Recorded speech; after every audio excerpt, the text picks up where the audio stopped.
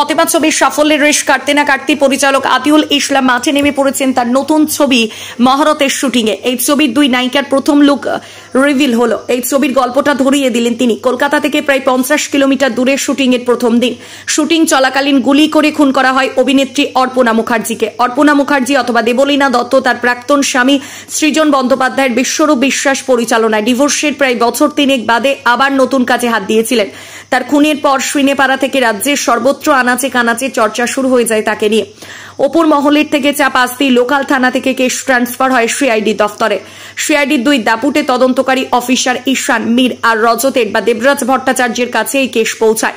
তদন্ত শুরু করে তারা। তদন্তের জন্য তারা বাংলাদেশ থেকে আসা সেই ছবির নায়ক সোহেল খান অথবা ঋষিরাজ ও বাকি টিমের লোকেদের দেশেই থেকে যেতে বলে। একদিকে যেমন সিআইডি নিজের তদন্ত এগোতে থাকে, অন্যদিকে মিডিয়া চ্যানেলের সিনিয়র করেসপন্ডেন্ট মহুর চ্যাটার্জি, ঋত্বিকা সেন ও জুনিয়র সাংবাদিক দিয়া রায়, অনিন্দিতা সোম গভীরে গিয়ে বিভিন্ন পেজ3 ব্রেকিং নিউজ স্কুপ নিয়ে চর্চা শুরু করে এবং কোথাও গিয়ে তাদের এই ইনফরমেশন পাস অন করতে সাহায্য করে ঈশান আর রজতের তদন্তে।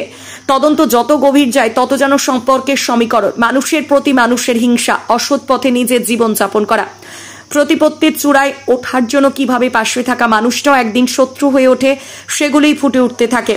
অপরাধের জোট কিভাবে খুলবে সেটাই দেখার বিষয় হবে এই ছবিতে। চিত্রনাট্য সংলাপ লিখেছেন অনুভব ঘোষ আর সন্দীপন।